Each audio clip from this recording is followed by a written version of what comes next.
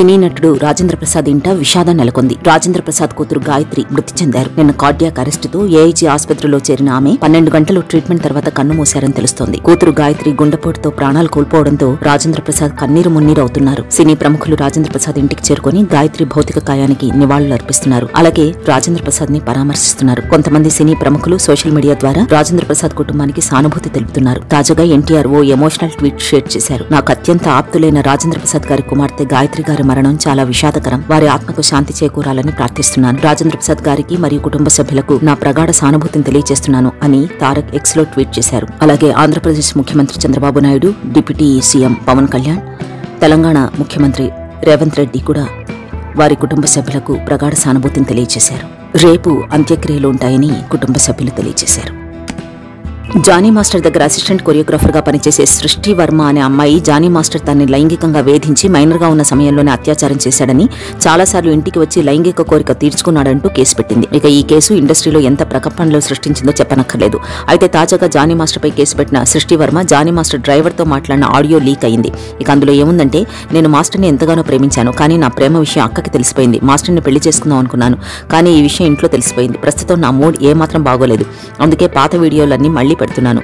ప్రతి బర్త్డేకి నాకు మాస్టర్ ఏదో ఒక గిఫ్ట్ ఇచ్చేవారు, నా వెంటే ఉండేవారు, కానీ ఇప్పుడు ఆయన నాతో మాట్లాడడం లేదు అంటూ సృష్టి వర్మ ఆడియోలో చెప్పుకొచ్చింది.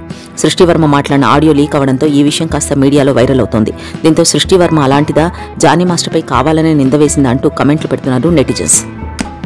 మంత్రి కొండా సురేఖ నాగార్జున కుటుంబంతో పాటు సమంతపై చేసిన అభ్యంతరకర వ్యాఖ్యలపై యావత్ సినిమా ఇండస్ట్రీ భగ్గుమంది. ఇండస్ట్రీ మొత్తం నాగార్జున కుటుంబానికి సమంతకు మద్దతుగా నిలిచింది. మంత్రి వ్యాఖ్యలను ముక్తకంఠంతో ఖండించారు. ఈ విషయాన్ని చాలా సీరియస్ గా తీసుకున్న నాగార్జున న్యాయపరంగా చర్యలకు సిద్ధమైన విషయం తెలిసిందే. ఇదిలా ఉంటే తాజాగా ఈ విషయంపై నాగార్జున స్పందించారు. టాలీవుడ్ మొత్తం తనకు అండగా నిలబడ్డందుకు నాగార్జున సంతోషం వ్యక్తం చేశారు. తాను బలమైన వ్యక్తినని ఎప్పుడూ అనుకుంటానన్న నాగ్ తన కుటుంబాన్ని రక్షించే విషయంలో సింహాలా నిలబడతానని స్పష్టం చేశారు. అదృష్టవశాత్తు తెలుగు చలనచిత్ర పరిశ్రమ అంతా కూడా ఈ విషయంలో తమకు అండగా నిలిచిందన్న నాగార్జున ఇది తన నాన్నగారి ఆశీర్వాదాలుగా భావిస్తున్నానంటూ ఓ నోట్ ను విడుదల చేశారు. దీంతో ప్రస్తుతం ఈ నోట్ నెట్టింట వైరల్ అవుతోంది. యంగ్ టైగర్ జూనియర్ ఎన్టీఆర్ నటించిన దేవర సినిమా వారం దాటిన కలెక్షన్ల పరంగా సంచలన రికార్డు సృష్టిస్తూ ముందుకు సాగుతోంది. భారీ వసూళ్లతో దూసుకెళ్తున్న ఈ సినిమాకి కొనసాగింపుగా పార్ట్ 2 ని కూడా ప్లాన్ చేసిన విషయం తెలిసిందే. ఇప్పుడు సినీ వర్గాల్లో దేవర పార్ట్ 2 కి సంబంధించి ఇంట్రెస్టింగ్ రూమర్స్ వినిపిస్తున్నాయి. దేవర పార్ట్ 2 లో కొరటాల ఇప్పుడు పార్ట్ 1 లో చూపించిన నేపథ్యానికి పూర్తిగా భిన్నమైన బ్యాక్ డ్రాప్ ని ప్లాన్ చేస్తున్నట్లు తెలుస్తోంది. అలాగే ఇందులో వచ్చే యాక్షన్ బ్లాక్లు కూడా అదిరిపోతాయని సమాచారం. ఇక దీంతో పాటు పార్ట్ 2 రావడానికి 2027 చివర్లో లేదా 2028 వరకు ఆగాల్సింది అన్నట్టు వినిపిస్తోంది. మరి మొత్తానికైతే పార్ట్ 2 పట్ల మరిన్ని స్పెషల్ ప్లానింగ్లు జరుగుతున్నాయని చెప్పాలి.